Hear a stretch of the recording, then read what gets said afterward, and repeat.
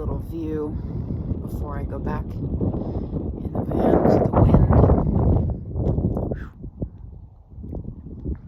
is something. And it picks up all this bentonite clay. I'm in Terlingua. There's been some dust storms. I'm at my buddy's land. She's building some new structures. I'm getting solar panel juice, so I'm not underneath it. Okay, out of the sand, out of the wind. I'm back. Well, I'm glad because, you know, I gotta stare at myself to do these these videos, which is interesting, but I'm glad that I had the chance to take my little solar camping shower out last night, because I did get a glance at my hair before, and it looked like somebody had run Crisco through it, and it's been naturally dreading. And nobody needs to see that. Just sharing some thoughts with you that have felt particularly useful, insightful for me. I'll probably pause regularly because I'm checking on Egg. There are ways that she can sneak out of the van, and she did. There were these 2 wild dogs running around here earlier, and she's just unafraid. And she ran right out after one of them and scared this wild dog. And I'm like, don't you mess with the cat. So I suppose I have a continuation of something that I said a little while back. And it's only increased my appreciation of questions, people asking really thoughtful questions. And I've been thinking about questions in terms of active learning. Like, there's a difference between having to go inside of yourself and answer questions and gaining information that way, as opposed to listening to something or reading and just passively taking information in. I have found something really powerful about that, the active learning questions. And it's one of the reasons I even took off. I got this van and I took off because somebody had asked the question, what did you really love to do as a child? And I went through a few things in my head. Some of you have heard this. I'll keep it short. But one was, I really loved to be in the pool shed. I grew up in South Florida. My parents had a pool, and there was this little pool shed with little plastic green awnings kind of for a roof. And they got me some little carpet samples that I put down on the ground, and I would take a little broom and I would sweep it out all the time. I'd bring my lunch out there, and I'd bring some of my toys out there, and I would and then if it rained, oh my God, I loved it when it rained. I would just lie there and listen to it. And I can see other instances of when I grew up where I really liked these small spaces. It was like my favorite place to be. And that was really a big catalyst. That was really a big catalyst for me getting the van and taking off. And I have a little broom. I sweep it out all the time. It doesn't really matter in the desert because there's really no point in sweeping. I'm learning that one. Back again. I'm glad I checked on Egg Cat, because she was eyeing the landscape, scanning for those wild dogs. So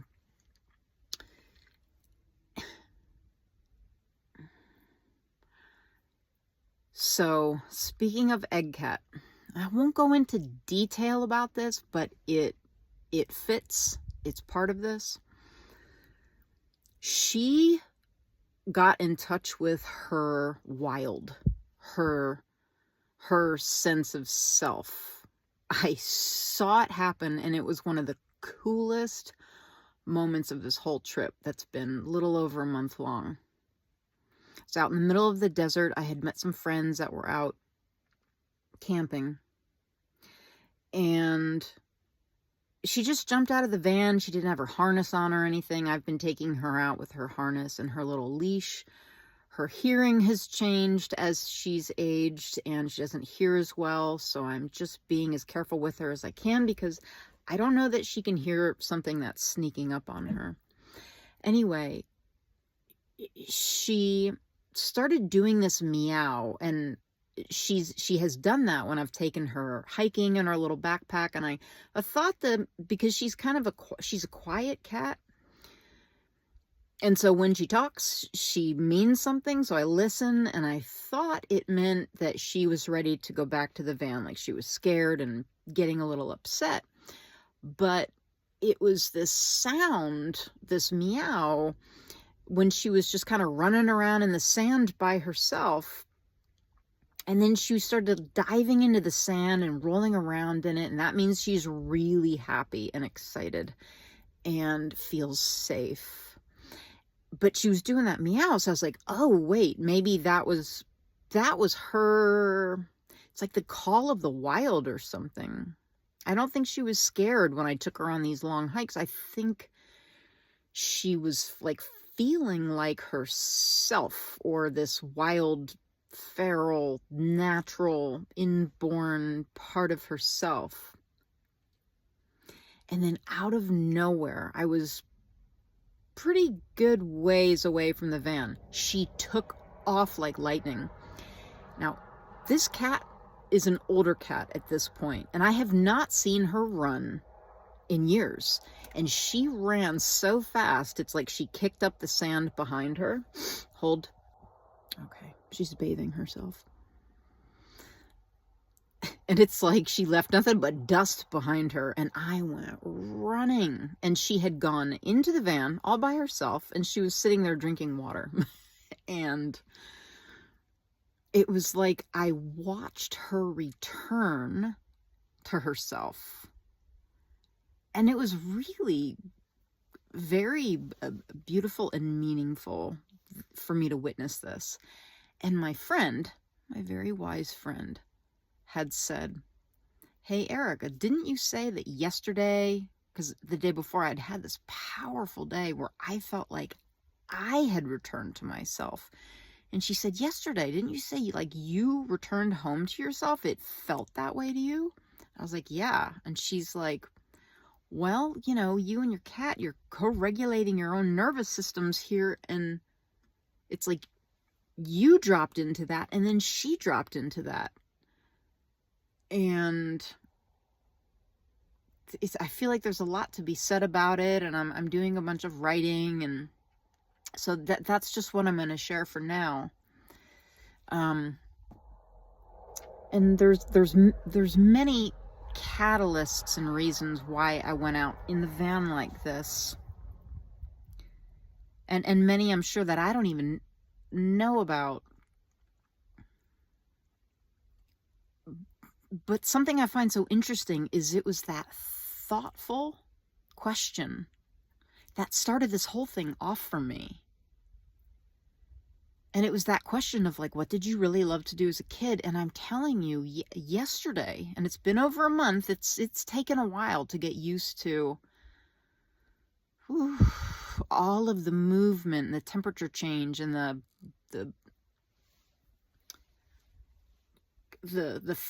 there's like a lack of roots and feeling of safety. I've been, nervous. I've been more on, like sort of head on a swivel type thing, because I'm not in my regular environment. And how interesting, toward the end of this trip, I should have a day like yesterday where I don't know if you've ever had one of these moments where, because it's happened a handful of times in my life where I thought, if I died right now, I would feel complete. I would really feel complete. Like there's no urge inside. Like, I don't have to finish certain things. I don't have to achieve anything. It's like, I got there. I got, you know, wherever there is. Oh, goodness. I'm getting a text. It's my buddies who are out camping somewhere. I'm going to need to check in with them.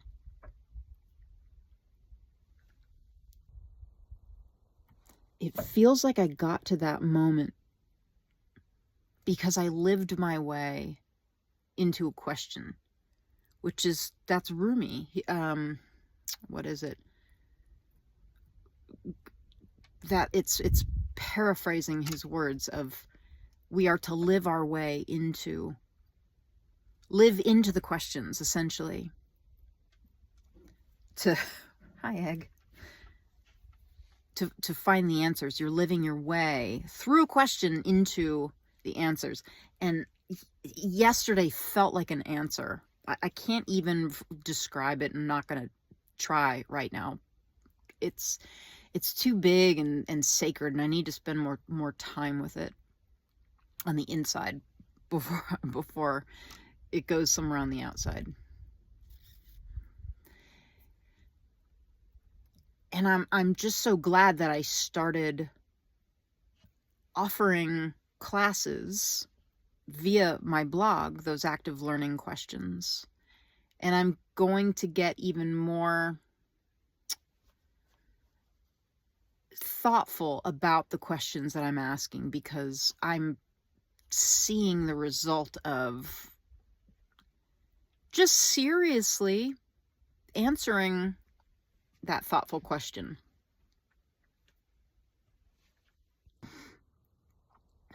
Anyway, much I want to say, but I'm gonna cut this short soon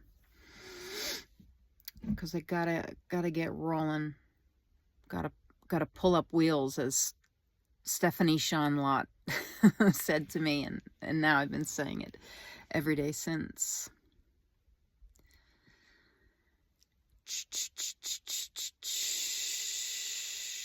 I have been in very, very spotty internet service areas. Even though I have this mobile internet, I am just way out in the desert, and it is just not not connecting smoothly. I'm taking a guess that I will get this membership open to everybody. There are a few people who are looking at it now, and we're working out little bugs. There's bugs flying around outside just as I said that. You know, maybe it's been waiting to be birthed in the birth of the new year come January. We are in the time of the holy days. I haven't even really thought about that because my sense of time is a little off. If you do happen to celebrate any of those, I hope it's the most benevolent possible for you and yours. Here's what I want to leave you with, because I have been holding this in my heart.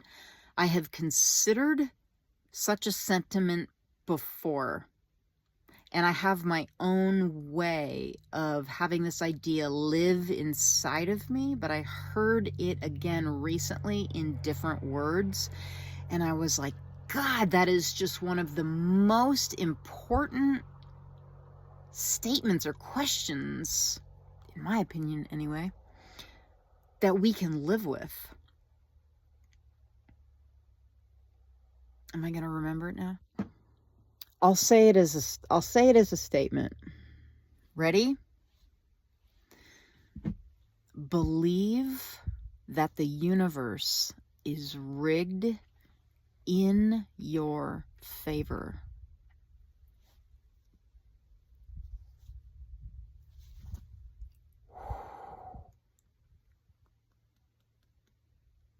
For me, that changes everything and says it all. And I feel like I live that way. But there are times I really forget it, or I'm not living that way. I'm so glad to have that reminder. And I feel like I'll say more about that. Just wanted to make the little weekly video for you, check in, connect, and say thank you to those of you who have reached out and are also offering help with figuring out these final bugs with the whole membership platform and all that. And I'll talk to you soon. Happy holy days. The universe is rigged in our favor.